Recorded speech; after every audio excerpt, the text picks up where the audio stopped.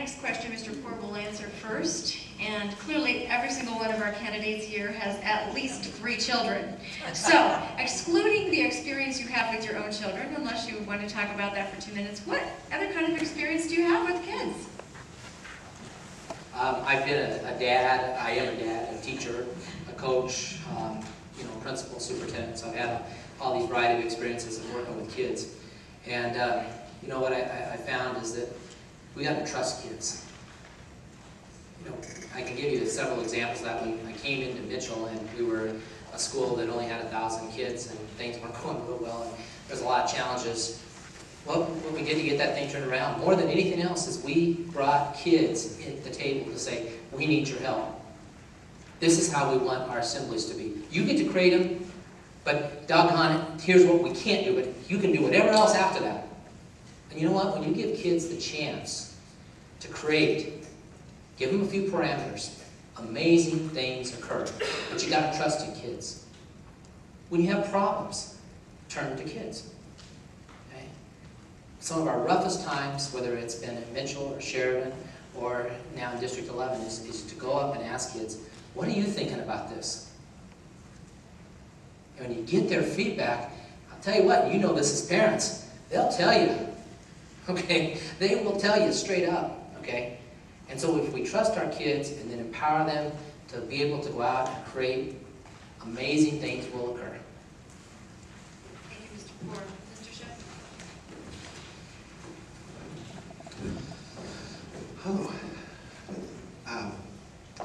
As she said, raising 3 kids of my own, but also having been in education for 22 years, obviously had lots of experience dealing with kids there. But I feel like I work with kids 7 days a week because I'm also involved in Scouts with my 3 boys, have been involved with the Boy Scouts for a long time with them. So that took a lot of weekends away of doing that. I've also worked with youth at my church and in the nursery at my church. So I feel like 7 days a week I'm with kids. And I do that because I love kids. I love being around kids. They are our future. And it's great to be able to feel like you're having an impact on the future. And so if I didn't feel that way, I wouldn't spend the amount of time that I do with kids. And I enjoy it.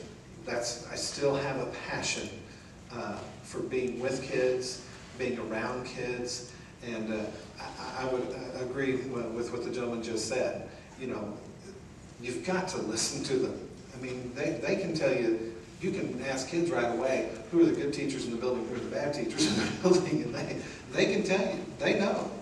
And so I think it's important to listen, to involve them in task force, involve them in all the aspects of the district too. Thank you, Mr. Shuffy. Mr. Rayburn? Well, all of our experiences come first and foremost from our own children, having 4 myself, and also having the privilege of homeschooling all of them at one time or another in their academic careers. Also being responsible so much of the time for families who had usually a dad, oftentimes a mom, and every once in a while with both parents employed, and being responsible for those families and those children. I happen to be now, perhaps some of you are aware of an organization that is headquartered here in Colorado Springs called Young Life. My Uncle Jim was the founder of Young Life way back in the late 40s, early 50s. And Young Life has partnered with another organization, and together we have a group called MCYM, Military Community Youth Ministries.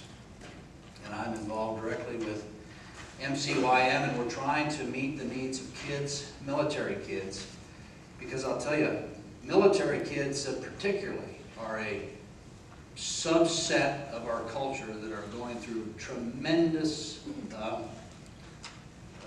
turmoil.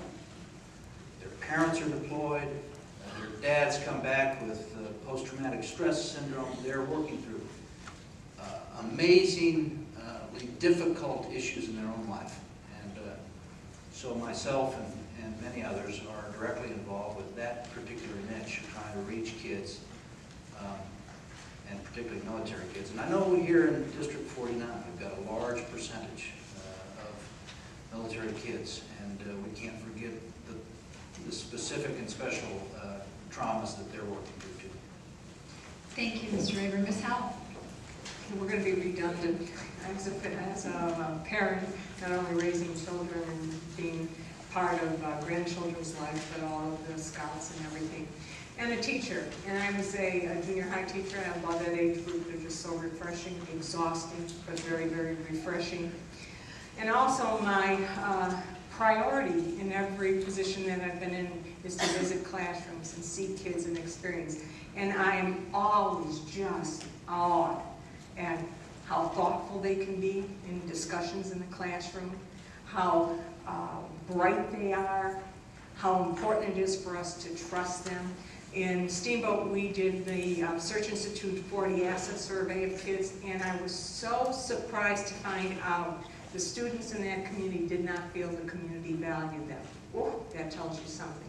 So what do we need to do to send that message as adults and as school educators that we value them? We want to listen to them. We value what they say. It's critical for them to feel valued within a community.